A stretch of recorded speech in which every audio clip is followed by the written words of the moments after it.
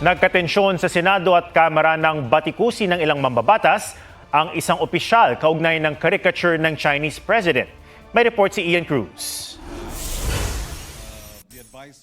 Sa interpellation sa resolusyon ni Senador Kiko Pangilinan sa pagkondena sa mga pahayag ng Chinese Embassy laban sa ating mga opisyal at institusyon, iginiit ni Senador Rodante Marcoleta na dapat alam natin ang hangganan ng ating teritoryo, bagay na dapat daw inuuna ni Commodore J. Tariela na isumite sa International Hydrographic Organization. Kesa sasabihin natin, gagawa ng halimbawa ng caricature. Para sa ganon, alam na natin, maiguguhit na natin, hindi lamang tayo lang ang nakakaalam ng ating West Philippine Sea, pati po doon sa S-23. Ito po yung International Hydrographic Organization. Pero sabi ni Senador Kiko Pangilinan, ang mga nabanggit ni Tariela, dinipensahan na ng Department of National Defense at Armed Forces of the Philippines. Hindi ba dapat susugan natin at suportahan natin at we rally behind our armed forces, our Department of National Defense, rather than kowtow, not kowtow, but rather than give China the benefit of the doubt as regards their motivations in attacking one of our men in uniform.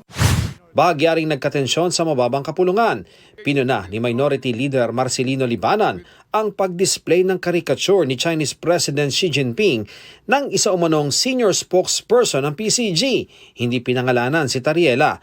Pero sa interpellation ni Cagayan de Oro 2nd District Representative Rufus Rodriguez, J. Tariela is doing his job as spokesman of the Philippine Coast Guard because the very reason why this spokesman has to move and act is because China has been violating the sovereign rights of the Filipino people. I hope the minority leader withdraws his statement.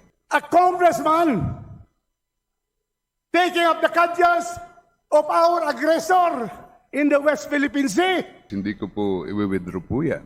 I am not defending China. What I am saying is that we have to act with professionalism, discipline, and manage our international relations properly. Pag sumisigaw tayo palagi, hindi po tayo maririnig. Madam Speaker, palagay ko, ang boses ko ay mas malaki sa boses ng gentleman from Cagayan de Oro. Session suspended. Pero nagsasalita po ng mahinahon. Ian Cruz nagbabalita para sa GMA Integrated News.